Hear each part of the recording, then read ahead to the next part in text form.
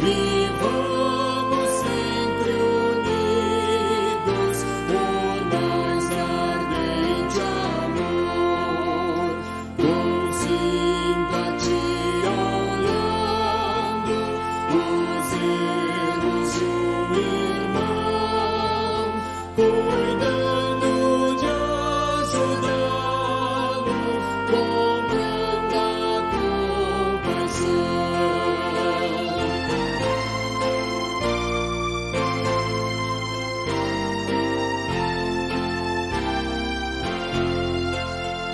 Jesus, bondoso amigo, ensina-nos a amar, e como tu fizeste, também a perdoar, pois tanto carecemos do auxílio teu Senhor. Unidos graças damos por teu imenso amor. Amém.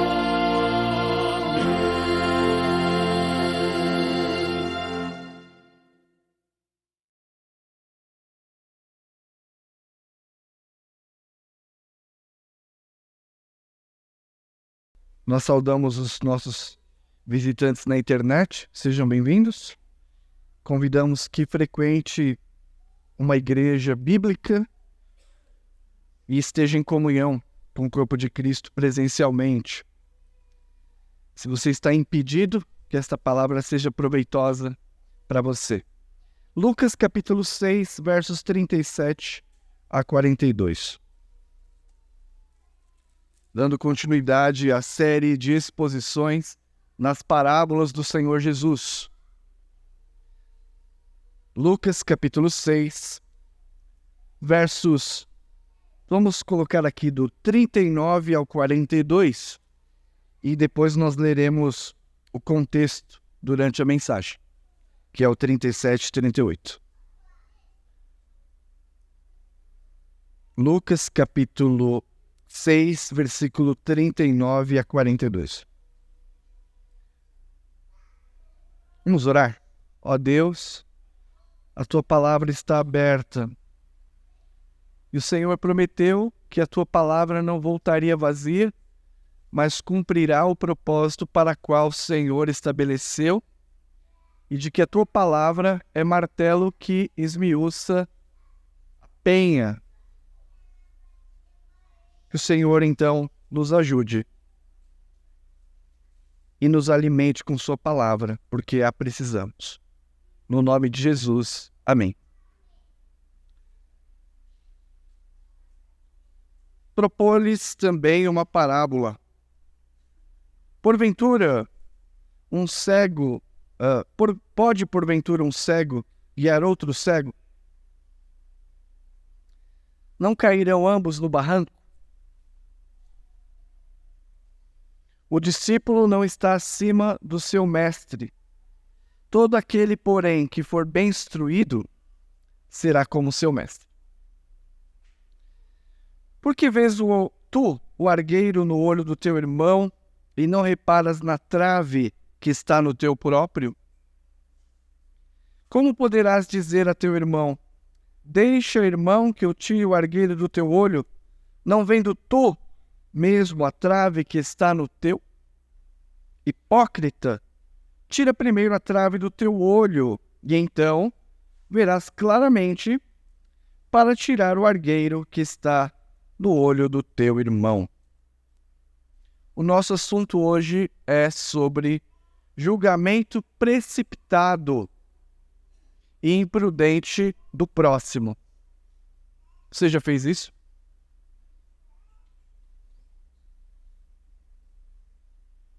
Julgamento precipitado e imprudente do próximo. Esse é o nosso assunto. E como devemos proceder se quisermos agradar a Deus neste ponto. Geralmente, o que você faz quando há suspeita de um erro, um engano ou pecado por parte do teu próximo. Inclui aqui os, como é que chama? O Facebook, essas coisas? Mídias sociais. Em que há um linchamento público em massa diariamente. Desde a pessoa do presidente até o seu vizinho. O que você faz quando há suspeita de um erro, engano ou pecado por parte do próximo? Procura seguir o conselho da palavra de Deus, registrado por Paulo, de encher os seus pensamentos de tudo que é bom, de tudo que é agradável, de tudo que é verdadeiro, de tudo que é de boa fama e a louvor?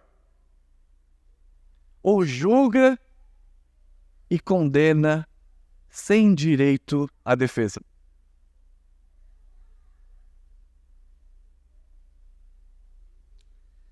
A prática de julgar imediatamente, sem conhecimento de causa, sem fundamento da palavra e de forma imprudente, abre feridas. É um dos casos mais recorrentes no trato pastoral. Pessoas feridas por julgamento precipitado e alheio, de um irmão contra outro. A prática de julgar imprudentemente, sem conhecimento de causa, sem o fundamento da palavra, abre feridas. Na família, nem se fala. Fecha as portas, porque não há espaço para o contraditório. Não há espaço para ouvir aqueles que estão sendo julgados. Fecha-se a porta e o nosso coração amarga cada vez mais. O propósito da passagem e da mensagem é corrigirmos o pecado do julgamento precipitado. Em algumas Bíblias, você verá no texto anterior, juízo temerário, ou seja, um julgamento precipitado e imprudente. Então, o propósito é corrigirmos esse pecado no sentido negativo. Mas no sentido positivo, sermos abençoados em praticar a ética de Cristo. Ensinado aos discípulos, e o fundamento desta ética é misericórdia. Misericórdia. Misericórdia. Enquanto preparava esta mensagem, liguei para alguns irmãos e irmãs que não estão muito bem em suas vidas, com Deus e com o próximo. Com grande carinho, falando-lhes que Deus é um Deus de misericórdia, de que há espaço para arrependimento e conserto. Embora Deus esteja descontente com o pecado, para com seus filhos, a misericórdia e a longanimidade se estende como um pai. Jesus prega este sermão, que é o Sermão do Monte. Por favor, abra sua Bíblia no capítulo 6. Versículo 20. Aqui em Lucas é o sermão particularmente pregado aos seus discípulos no Monte das Oliveiras, chamado de Bem-aventuranças. Neste sermão, que vai até o versículo 49,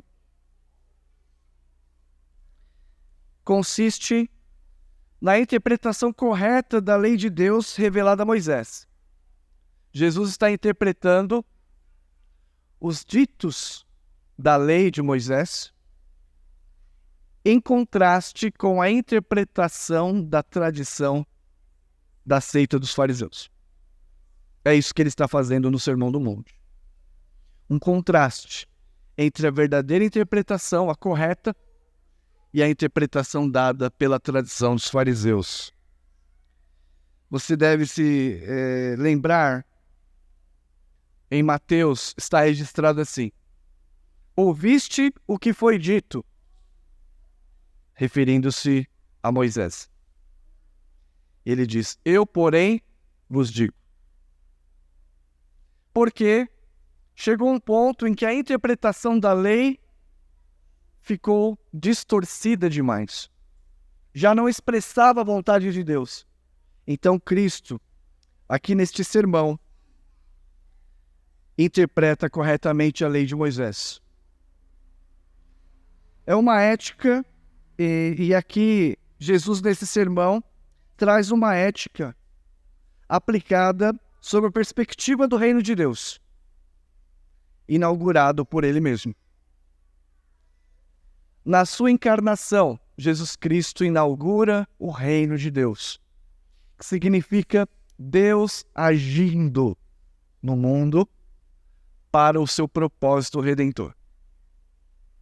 Então, esta nova ética é uma ética que não é compatível com os valores deste mundo. É uma ética segundo o reino de Deus. Jesus, nesse sermão, tudo isso é importante para nós aplicarmos o que acabamos de ler sobre a parábola do cego que guia outro cego. Além de interpretar corretamente, nesse sermão, Jesus contrasta a interpretação legalista dos fariseus, que criaram tradições de interpretação, forçavam as pessoas a praticar, mas não era a palavra de Deus. Jesus, então, nesta ética, transcende os valores do mundo, pois se fundamenta na revelação do próprio Filho. É o Filho de Deus interpretando a voz de Deus revelada a Moisés em primeira mão. Uma nova ética que contrasta a ética dos fariseus, os religiosos, que estavam ali ouvindo essa palavra, e a ética do mundo em geral. Veja só, exemplos. Nos capítulos aqui, no versículo 27 a 31 do capítulo 6, Jesus prega contra a justiça, entre aspas, que é baseada na vingança pessoal, nos dirigindo à prática da paciência capaz de sofrer o dano. Veja só o versículo 27 a 31. Nesta nova ética do reino, que contrasta o legalismo dos fariseus e o pensamento mundano. Digo-vos, porém, que ele está contrastando: a vós outros que me ouvis, amai os vossos inimigos, fazei o bem aos que vos odeiam.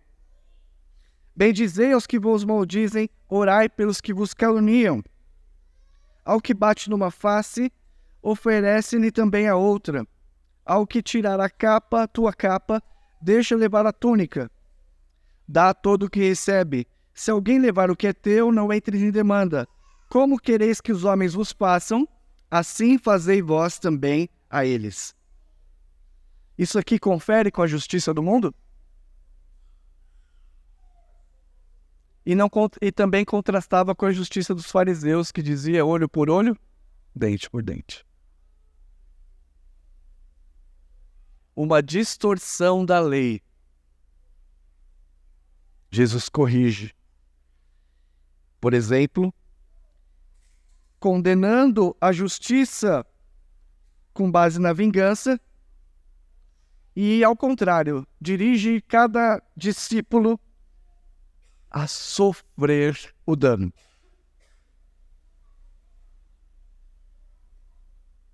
É difícil. Como nós estávamos nos catecúmenos ontem, um dos examinados disse: eu vim para cá, ouvi o sermão e era só box de direita e de esquerda a palavra de Deus. Falei, opa, alguma coisa está errada na minha vida. Jesus, então, numa nova ética, condena a justiça que é baseada na vingança pessoal. Ainda, um outro exemplo, Jesus fala de uma nova ética cuja contra aquele tipo de amor, entre aspas também, que é fundamentado na recompensa e nos dirige à abnegação e à misericórdia. Versículos 32 a 36. Se amais os que vos amam, qual é a vossa recompensa? Porque até os pecadores amam aos que os amam. Se fizeres ao bem aos que fazem o bem, qual é a vossa recompensa? Até os pecadores fazem isso. Se prestai àqueles que nada esperais receber, qual é a vossa recompensa? Aqueles de quem esperais receber, qual é a vossa recompensa? Também os pecadores emprestam aos pecadores para receberem outro tanto. Amai, porém, os vossos inimigos. Fazei o bem, emprestai, sem esperar paga. Difícil, hein, Jesus? Está pedindo demais. Será grande o vosso galardão e sereis filhos do Altíssimo. Porque o Altíssimo é benigno, até para os ingratos e maus. Mais uma vez, sede misericordiosos, como também misericordioso é vosso Pai. Compassivo. Paulo, nós estávamos conversando no carro ontem, vindo para a reunião, ele disse o exemplo da Cecília.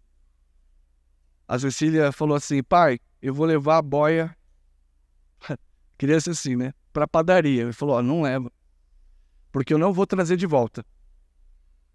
Não deu outra. Na hora da volta, pai, leva a boia. Ele disse: não. E a Cecília perguntou: o senhor está bravo? Falou: estou. Você não deixa de ser minha filha, mas eu estou descontente. Este amor filial, ele não se quebra. Isso é misericórdia. É o descontentamento com o pecado. Mas o seu amor filial não se desfaz. Isso é misericórdia. E Deus fez isso por você. E faz todos os dias. Os irmãos estão entendendo? Esta é uma nova ética. Uma ética em que você oferta sem esperar receber. Abnegado e misericordioso. Então, nós temos o versículo 37 e 38. Tudo isso aqui é o contexto. Para vocês entenderem o que significa o cego guiando outro cego. Então, os versículos 37 e 38. Jesus, então, aplica. Não julgueis e não sereis julgados. Não condeneis e não serei condenados. Perdoai e serei perdoados. Dai e dar-se-vos-á. Boa medida, recalcada, sacudida, transbordante, generosamente vos darão. Porque, com a medida com que tiveres medido, vos medirão também. Muitas pessoas usam este versículo para afirmar que o crente não deve julgar. O que é um equívoco malicioso. Jesus não está rejeitando os processos legais devidamente estabelecidos. O que Jesus está fazendo é criticar aqueles que tomaram o direito de condenar o próximo. Jesus está condenando isso. Aqueles que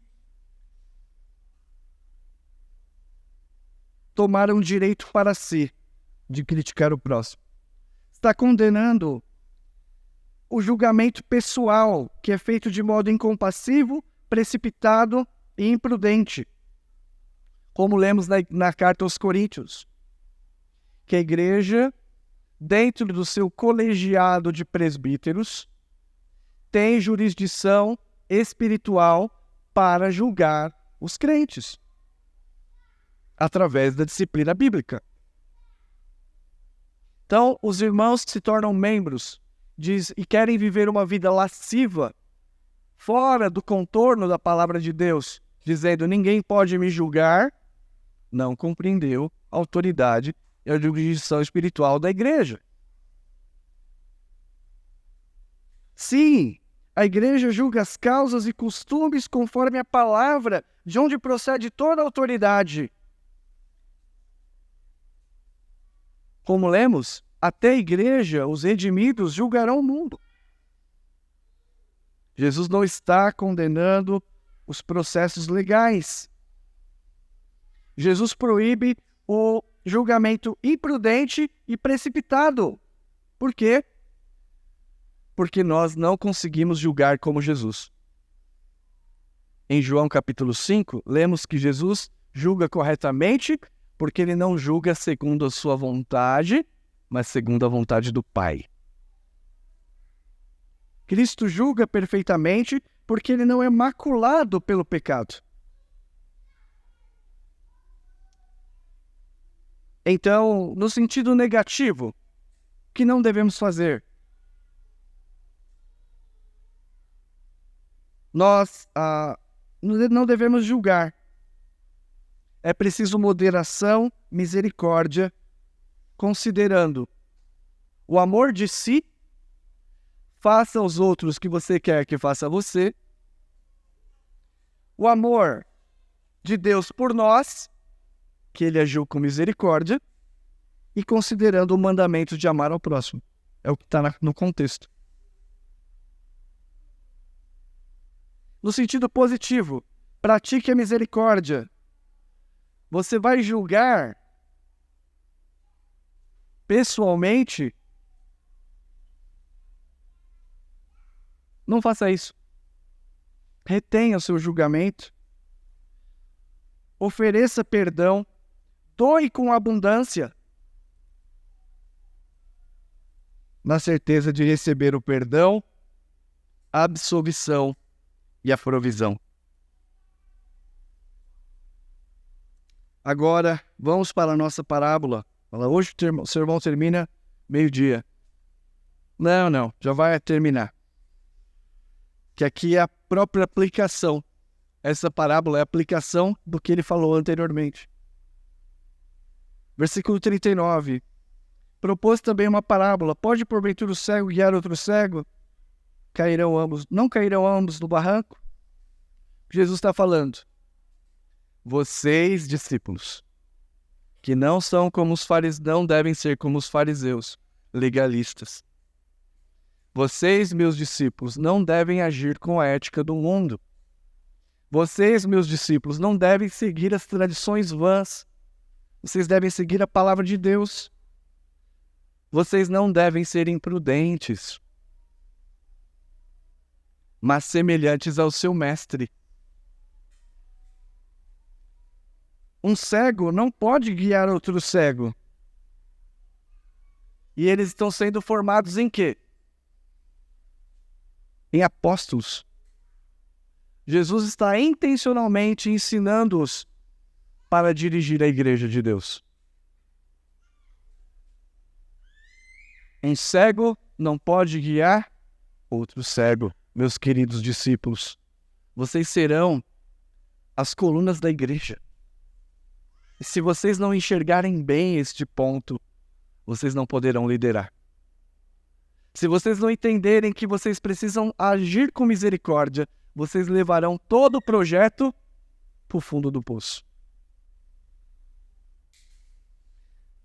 Nossos julgamentos pessoais, precipitados, impiedosos, produzirão destruição.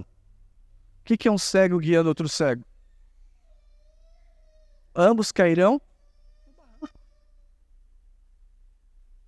Então o Senhor Jesus, depois de tudo isso, diz aos discípulos: não devem ser imprudentes, mas sigam o modelo do Mestre. E o versículo 40, na conclusão: o discípulo não está acima do seu mestre. Todo aquele, porém, que for bem instruído será como seu mestre. O presbítero Isaac nos ensinou sobre isso no culto de quarta-feira. De que o discípulo não é aquele que aprende somente, mas aquele que voluntariamente admite com sua própria vida um compromisso visceral com o Senhor. Estou pronto a ir onde o Senhor for.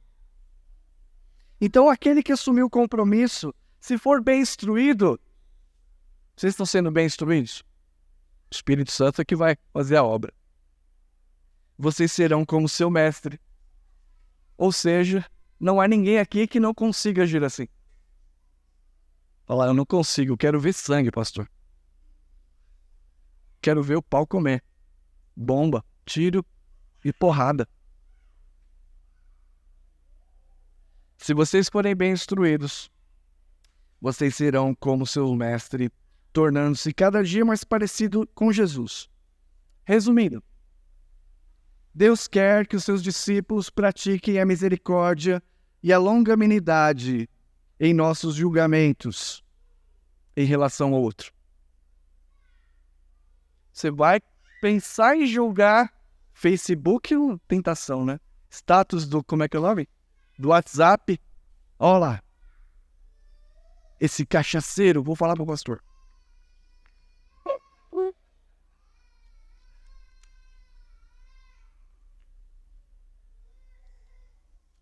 Irmãos, nós temos um manjar da graça de Cristo, dessa nova ética, e nós ficamos escravos desta lama do mundo. Não é assim que Jesus quer.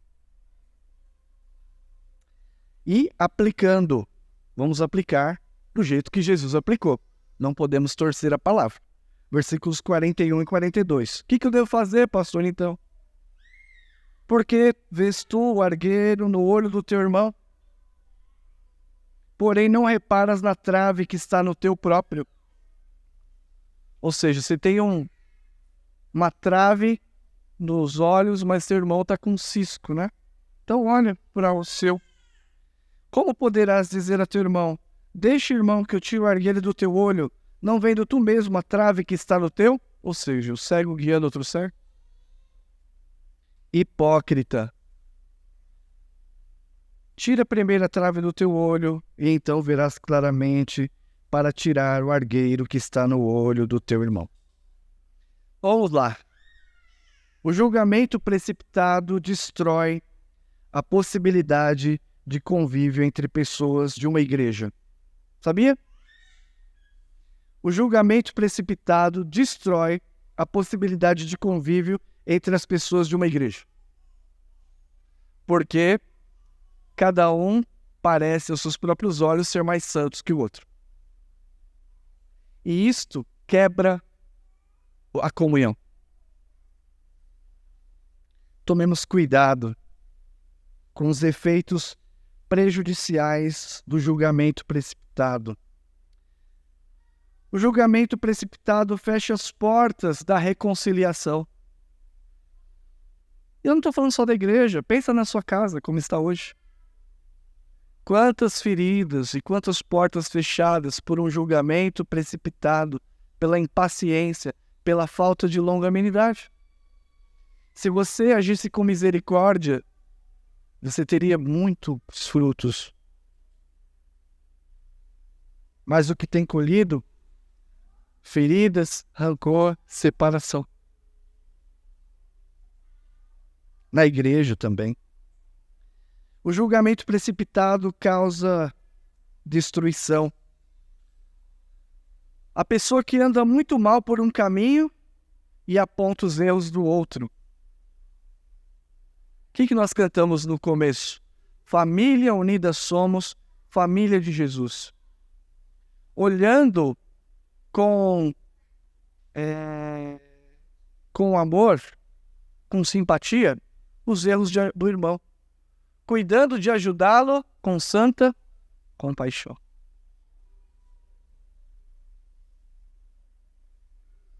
Então, você quer um exemplo? Trânsito. Você está dirigindo e você vê alguém fazendo uma barbeiragem, você diz, nossa, esse tirou a carta por correspondência. Na melhor das hipóteses você fala isso, né? Mas aí virou a esquina, você comete uma, não é assim? Pior do que anterior, mas você queria matar o cara lá atrás. Falar, que óido, se eu pego. Mas na próxima esquina você está cometendo um erro mais grave. Você e eu somos isso. E se nós exigirmos do outro a literalidade da lei sem a graça, esta igreja e qualquer comunidade não subsistirá. Ou a gente entende isso, ou será o fim da comunidade cristã. Então as pessoas têm medo de vir à igreja achando que nós somos santos. Eu sempre falo, vai lá para você ver o pessoal ruim. Como assim? Lá só tem gente que não presta. Regenerado. Arrependidos. Depositários da graça. Mas vai mexer com a gente para você ver.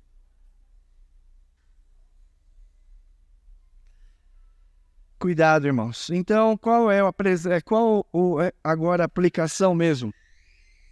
Como discípulos, o julgamento das nossas próprias ações deve frear o peso de nosso julgamento ao próximo. Olhe para si através da palavra antes de olhar para o outro. Principalmente aqui, e o foco é esse de Jesus, a liderança. Os que trabalham com comissão nas nossas igrejas, os presbíteros e diáconos, fala aquele miserável. Eu mesmo julguei ontem aqui. Errado. Nós julgamos precipitadamente. Liderança tem que tomar muito mais cuidado do que os demais. Uma solução. Antes de julgar, se você ama mesmo, ligue, pergunte. Por que você fez isso? Por que aconteceu isso? Por que você está fazendo isso? Às vezes a irmã Elisa fala que eu sou muito inocente nesse sentido. Fala, tá na cara. Fala, para mim não tá na cara. Eu lembro o seguinte, não que ela está condenando, mas ela está me mostrando como uma pessoa sábia cristã. E aí eu lembro que eu inculquei essa máxima como pastor, e aqui falando aos líderes. Tudo que é bom, tudo que é verdadeiro, tudo que é de boa fama, se há louvor, e algum louvor existe, seja isso que ocupe o vosso pensamento. Para você me convencer de que você fez uma coisa errada e é ruim, você tem que ser bom mesmo. Em pecar. Porque há uma máxima, não sei se chama máxima, o que é, depois a Islane pode nos dizer, que se chama indúbio pro réu. O que é indúbio pro réu? Na dúvida, o réu é absolvido. É assim que nós temos agido? A leve imperfeição das outras pessoas frequentemente está mais clara a nós do que as nossas. Então o que Jesus está falando aos discípulos? Façam o autoexame rígido antes de empenhar-se no julgamento dos outros, menos prontos a condenar precocemente e dispostos a usar de misericórdia, porque todos nós fomos colocados em uma condição comum, o pecado, que nos assedia tenazmente. Então, quando o seu irmão pecar, ou se você achar que está em pecado, insinuar, suspeitando de erro, lembre-se, você pode até estar errando, mas o amor filial de Deus não se quebra. Ele quer que você se arrependa e volte. E se alegre na misericórdia de Deus. Que Deus o ajude. Amém.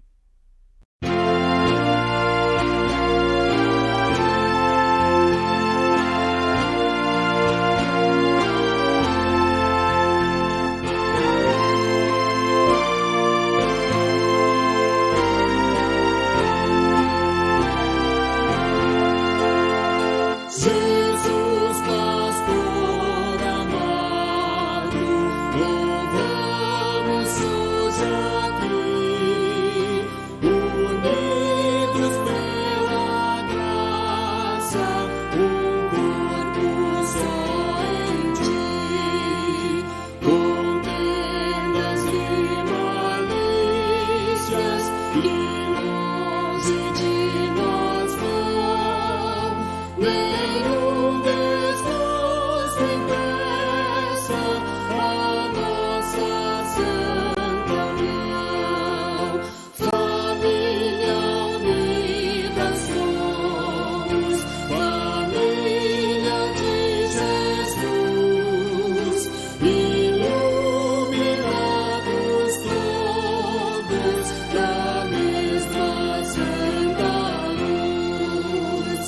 A mesma fé nos une, num só divino amor, e cheios de alegria servimos ao Senhor. Num só caminho estreito, Deus mesmo nos conduz. Só temos esperança no Salvador Jesus. Sua morte preciosa a todos vida traz, e pelo mesmo sangue nos vem a mesma paz. Pois sendo resgatados por um só Salvador, vivamos sempre unidos por mais ardente amor, com simpatia olhando os erros de um irmão, cuidando de ajudá-lo com branda compaixão.